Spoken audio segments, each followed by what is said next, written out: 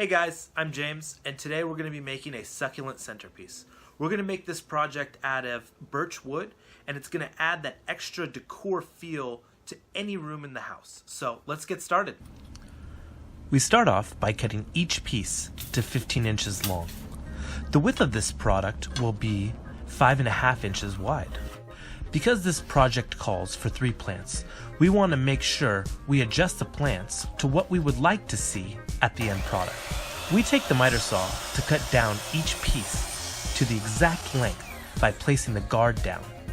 We ensure the correct length for each piece. If you don't have a stop, you can always use a piece of scrap wood, clamp it down to create that perfect cut.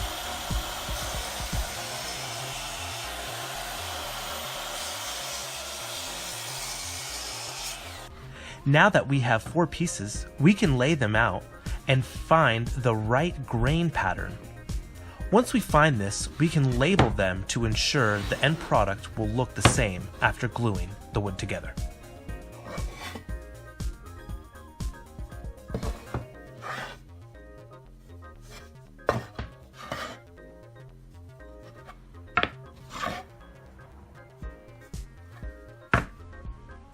We want to plane the wood down to the desired depth. For this product, we want 3/4 of an inch. Take your time and continue to lower the plane to the desired depth. Now we can start to spread the glue to the 3 pieces, and the 4th will be the top, so there's no need to glue that one.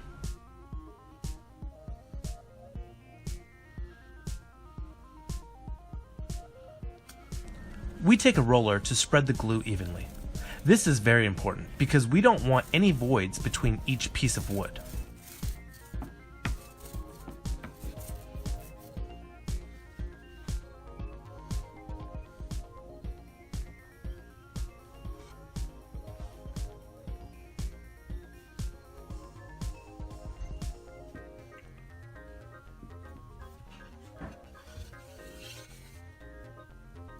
Now that every piece is glued up, let's clamp the blocks every 3 inches to make sure it's solid.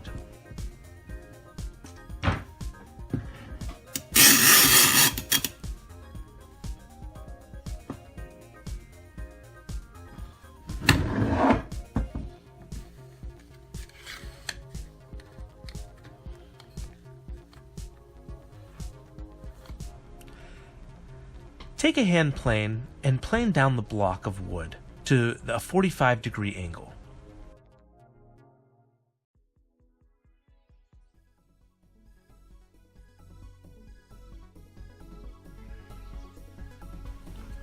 Let's take some measurements, marking the final piece to 15 inches.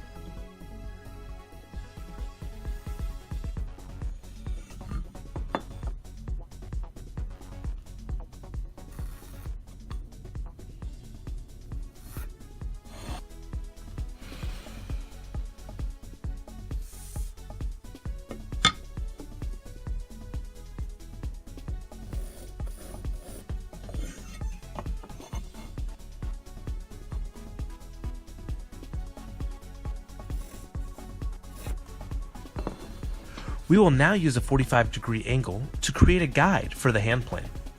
Continue to plane the front, back, and sides of this piece, giving the 45-degree angle on all sides.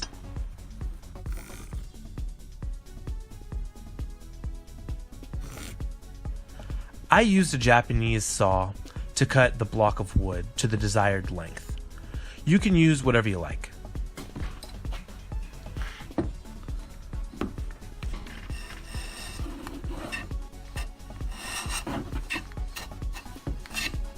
I used 180 grit sandpaper to smooth out the edges, making sure that everything feels good to the touch.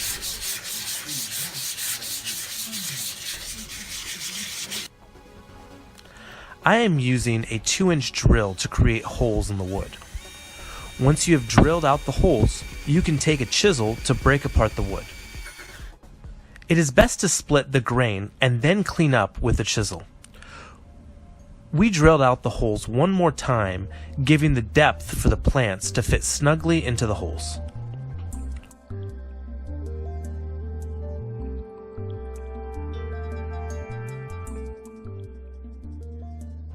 Once you clean up the block of wood, you can use a router to smooth the bottom of the holes as well as the sides.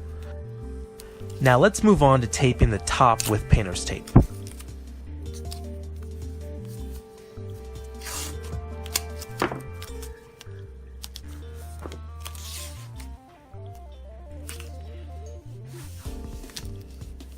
Cut out a hole on the top and spray with Flex Seal. I use Flex Seal because it's a rubber and it makes sure that none of the water goes into the wood to warp or deform. When using Flex Seal, it's best to let dry for 24 hours. Now that it's dry, let's remove the tape and apply the stain.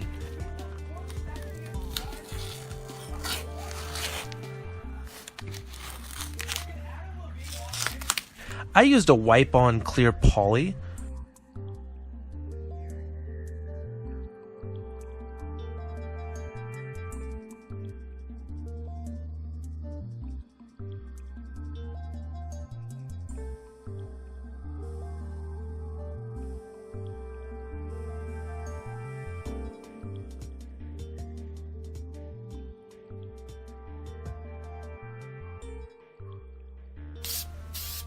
Now that the stain is dried, let's use a sealer.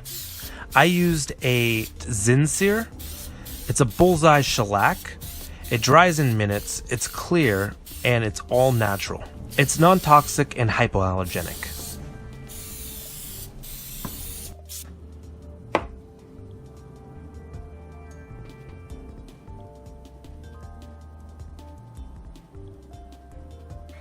What you want to do is break apart the root ball and start formulating the plants to what they want to look like for their home.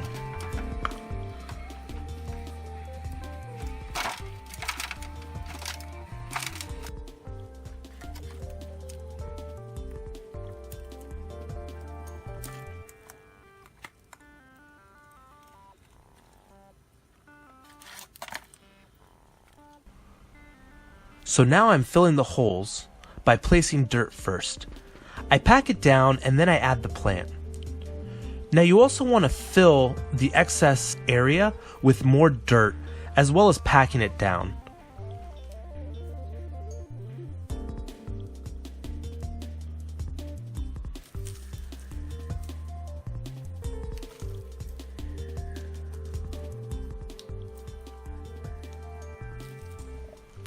Now that we have the soil and the plants in, we could add the final layer to the top of this project, and that's pea gravel. I like pea gravel because it kind of simulates the desert and it adds an extra touch to the final project.